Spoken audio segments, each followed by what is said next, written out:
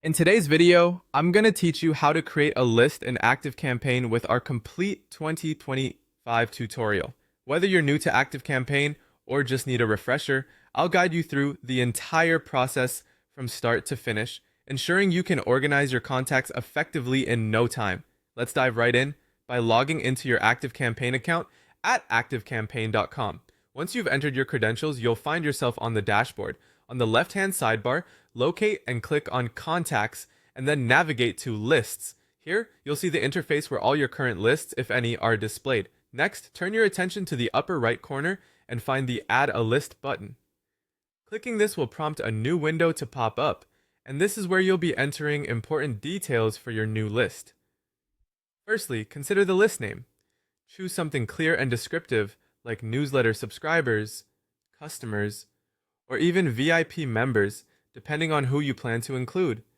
This clarity will help you keep track of different audiences as your business or project grows. Then, you'll need to add a list URL.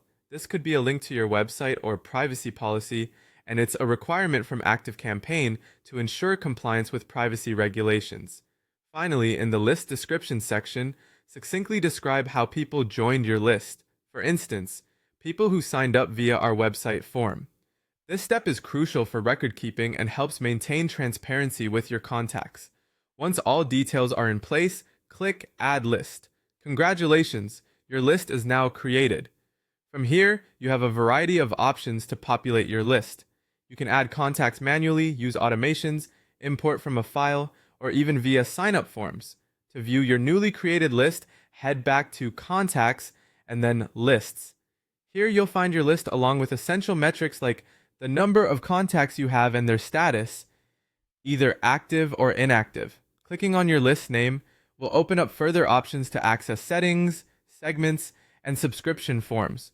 From these settings, you can manage list automations that allow for seamless communication with your audience. You can also add or remove contacts as necessary or refine the list name and description if anything changes over time. Before we wrap up, here's a pro tip. While it can be tempting to create numerous lists for different types of audiences, try to keep your list streamlined. Instead, leverage tags and segments to organize your contacts. This approach keeps your account tidy and more efficient. Thank you for following along, and I hope you now feel more confident managing your lists within ActiveCampaign. Stay tuned for more tutorials and happy email.